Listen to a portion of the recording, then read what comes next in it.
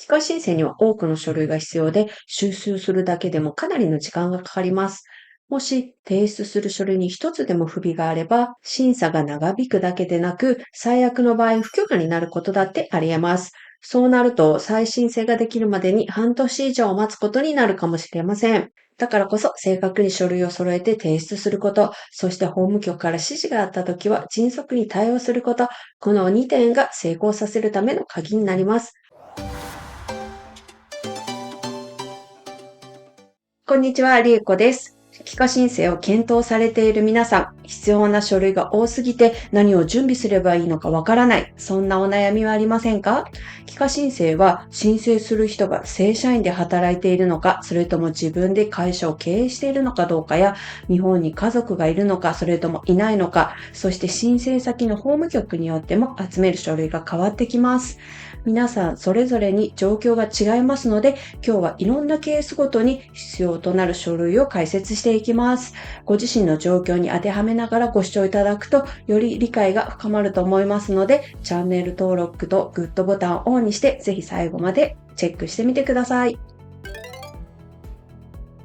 はい、こちらが必要書類の確認表になります。ちょっとわかりづらいんですけども、なんと全体で67種類の書類がリストアップされています。この確認表は法務局で帰化の相談に行くと担当官から渡される用紙になるんですけども、法務局によって書き方や様式が若干違う場合があります。でも書類の内容は基本的に同じですので、今日はこの確認表を使ってどういう方がどんな時にどんな書類を準備すればいいのかを解説していきます。さらに動画の最後で皆さんが準備した書類を法務局で提出するときの注意点を解説していきます。それでは早速確認表を見ていくと、最初に自分で作成する書類について書いてあります。こちらは各機関から取り寄せが必要な書類ではなく、自分で作成する書類になりますので、今日はこちらの解説を省略します。ここからが取り寄せをする書類について書いてあるんですけども、まず最初に国籍に関する書類から見ていきます。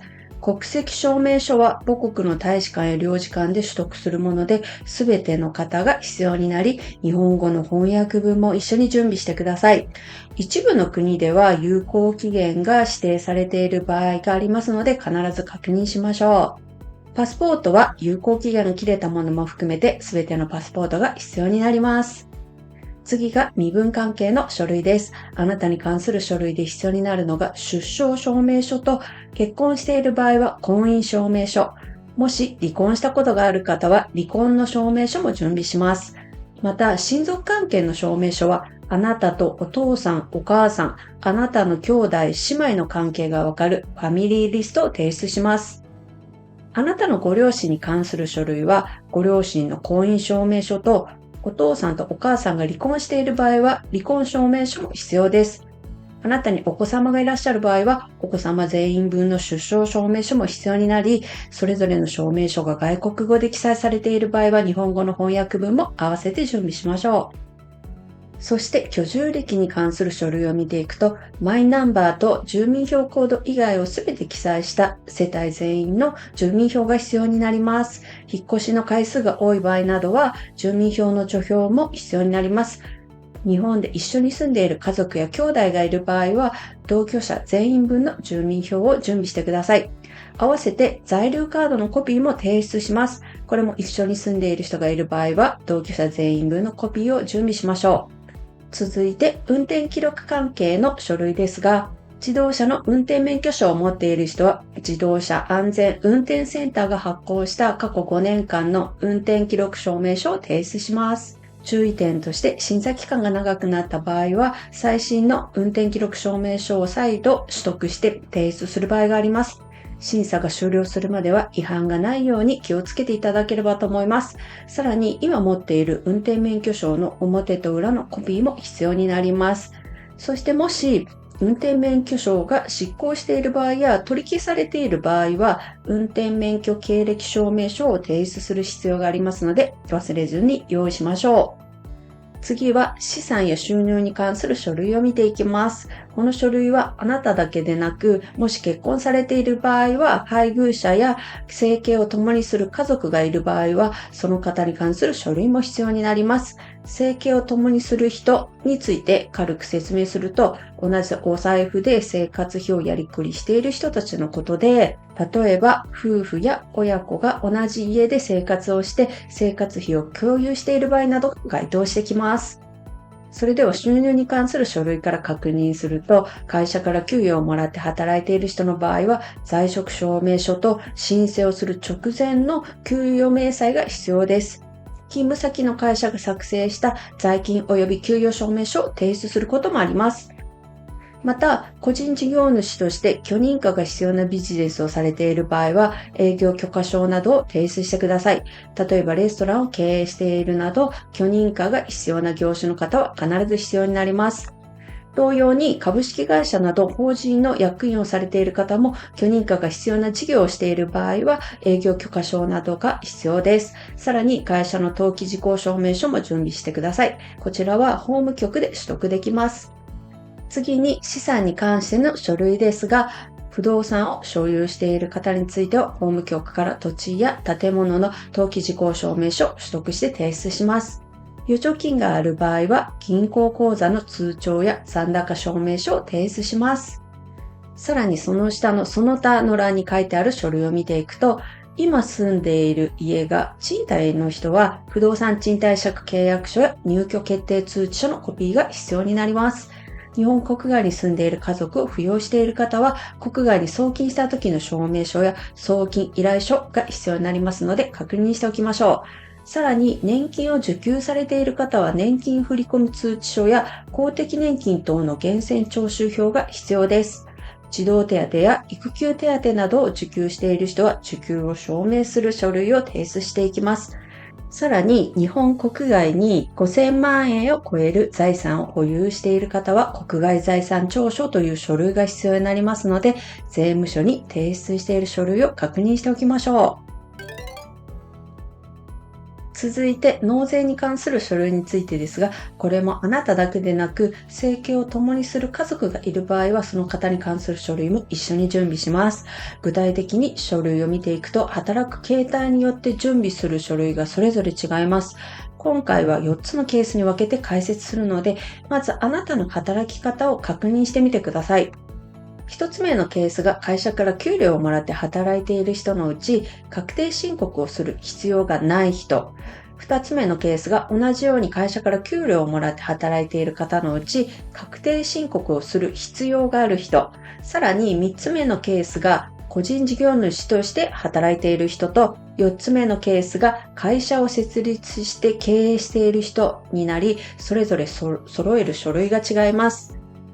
では、一つ目のケースの方の必要な書類を見ていきます。会社で働いている方で確定申告の義務がない人の場合は、直近1年分の源泉徴収票を提出します。もし、直近の1年間で転職している場合は、複数の勤務先から源泉徴収票が発行されているかと思いますので、すべての源泉徴収票を必ず準備してください。さらに、直近1年分の住民票の課税証明書または非課税証明書と前年分の納税証明書が必要です。次が2つ目のケースの会社で働いている方で確定申告が必要な方の場合は、源泉徴収票、住民税の課税証明書、納税証明書に加えて、直近3年分の所得税の納税証明書その1、その2と、直近1年分の所得税の確定申告書も必要です。さらに3つ目のケースで個人事業主としてビジネスをしている人についても、住民税の課税証明書、納税証明書と所得税の納税証明書その1、その2と所得税の確定申告書に加えて、直近3年分の個人の消費税の納税証明書その1を直近3年分の個人の事業税の納税証明書と直近1年分の源泉所得税徴収高計算書と領収済み通知書の写しが必要になります。4つ目のケースの会社を経営している方の場合は、個人に関する源泉徴収票、住民税の課税証明書、納税証明書に加えて、会社に関する書類も準備していきます。直近1年分の法人の都道府県、市区町村民税の納税証明書、直近3年分の法人事業税の納税証明書、直近3年分の法人税の納税証明書その1とその2、直近3年分の法人の所得税の納税証明書その1が必要です。さらに直近1年分の法人税の確定申告書の控えと決算報告書のほか、直近1年分の源泉徴収簿のコピーと、法人の源泉所得税徴収高計算書の写し、及び領収済み通知書の写しも直近1年分が必要です。資産や収入に関する書類と、税金の納付に関する書類は、生計を共にしている家族がいる場合は全ての方の分が必要になります。漏れのないように準備しましょう。次は社会保険料に関して確認していきます。すべての方に共通して必要なのが、健康保険被保険者証と公的年金保険料の納付証明書になります。これも同居している家族がいる場合は家族の分も必要です。こちらの納付証明書は日本年金機構が発行した年金定期便という毎年自宅に送られてくるハガキやオンラインの年金ネットから年金情報を印刷したもので直近1年分が必要です。その他当てはまる人のみが必要となる書類としては、現在国民健康保険に加入している人は直近1年分の国民健康保険料の納付証明書が必要です。75歳以上の方で後期高齢者医療保険料を払っている方は直近1年分の後期高齢者医療保険料の納付証明書、65歳以上の方で介護保険料を納めている方は直近1年分の介護保険料の納付証明書が必要になります。会社を経営されている方は直近1年分の厚生年金保険料や医療保険料の領収書などを提出していきます。続いてその他の欄を見ていきます。現在学校に通っている人は学校から在学証明書をもらってください。それ以外の方は共通で最終学歴を証明する書類として専門学校や大学の卒業証明書を準備します。また日本語能力試験に合格している人や資格を取得している人は合格証や成績証明書が必要です。さらに法務局の担当官から指示があった場合はスナップ写真が3、4枚必要になる場合があります。それでは最後に書類を提出する際の基本的な注意事項を4点解説していきます。1点目が提出する書類は原則として2通準備します。1通は原本、もう1通はコピーを取ります。コピーは A4 サイズの用紙で取りますが、拡大や縮小はしないでください。パスポートや免許証のように原本を提出できない書類の場合は、コピーを2部ずつ用意して提出する際に原本を持参して照合してもらいます。2点目は翻訳文についてです。外国語で書かれた書類には必ず A4 サイズの用紙で日本語の翻訳文を添付します。翻訳者の住所、氏名、翻訳した日付を記載してください。また、翻訳する人は正確に翻訳ができればどなたでも大丈夫です。そして3点目にもし準備ができない書類や証明書などがある場合は必ず法務局の担当官に理由と準備ができない経緯を伝えてください。